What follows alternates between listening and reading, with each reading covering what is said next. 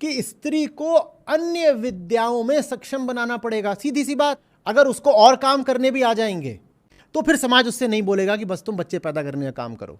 और जब तक उसे सिर्फ बच्चे ही पैदा करना आता है तब तक समाज उसे सिर्फ बच्चे ही पैदा कराएगा। घर की लड़की अगर 100 करोड़ के व्यापार की मालकिन हो जाए, उसने खुद खड़ा करा और वो व्यापार की मालकिन हो गई, मान लीजिए 20-21 में पढ़ के निकलती है, और आजकल ऐसा होता है कि एकदम जो नए नए पढ़ के निकले छात्र होते हैं वो अपनी स्टार्टअप शुरू कर देते हैं। कोई लड़की अपनी शुरू कर दे स्टार्टअप 21 की उम्र में, और किसी वजह से ऐसा होता है कि 3-4 साल में कई लोग उनके स्टार्टअप 100-100 करोड़ के पहुंच जाते हैं। वो 25 की उम्र में 100 करोड़ वैल्यूएशन का स्टार्टअप लेके बैठ गई है।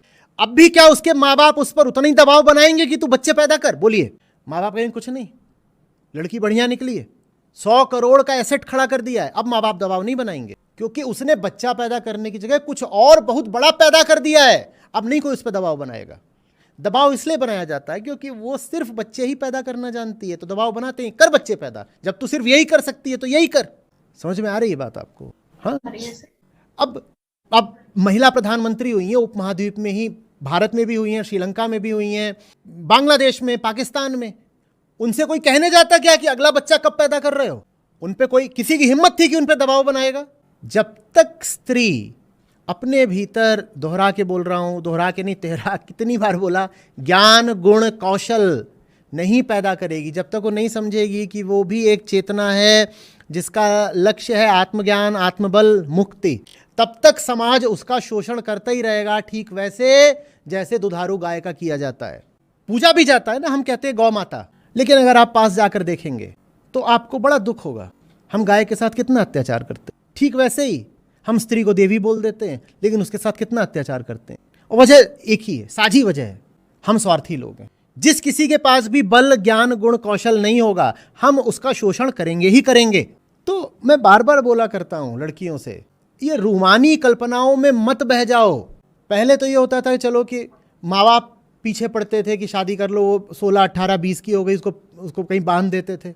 अभी आज कल दूसरा ज़माना है, वो 12-14 की होती है, वो उसी समय से वो फिल्मी पंख पसारना शुरू कर देती है, पढ़ाई लिखाई छोड़ करके वो बेबी बन जाती है। सब उसने छोड़ छाड़ दिया है और वो 12 की उम्र में ही अपने आप को किसी की पत्नी समझने लग गई है और कहने को वो मॉडर्न है।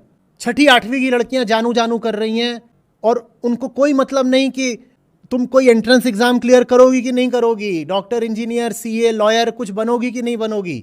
वो क्या कर रही हो? रिश्तेबाजी कर। तो इतनी बार लड़कियों को बोला करता हूँ, ये रिश्तेबाजी से बचो, अपनी प्रतिभा का विकास करो, अपनी ताकत बढ़ाओ। ताकत नहीं बढ़ाओगी तो ये समाज कहीं का नहीं छोड़ेगा तुमको।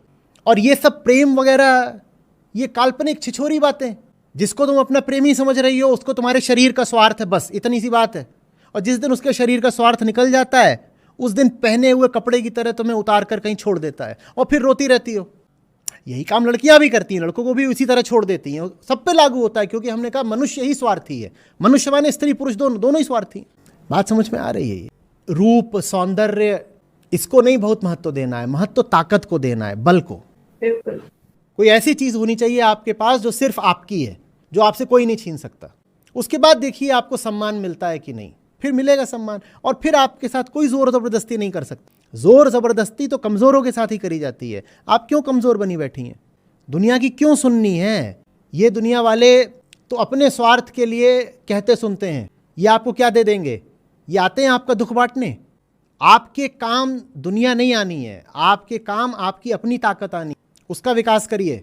ये माँ बाप जो 18 साल में शादी करके फेंक देते हैं, वहाँ पे उसका शोषण होने लगे, पति पिटाई करने लगे, सास अत्याचार करे, मैरिटल रेप भी होना शुरू हो जाए। जब वो अपने पिता के घर लौट के आती है तो ऐसा बहुत देखा गया है कि पिता बोलता है अब तुम मेरी जिम्मेदारी नहीं हो, मैंने तुमको ब्याह दिया, मैंने दहेज दे दिया, अब तुम जानो, तुम्हारा काम जाने।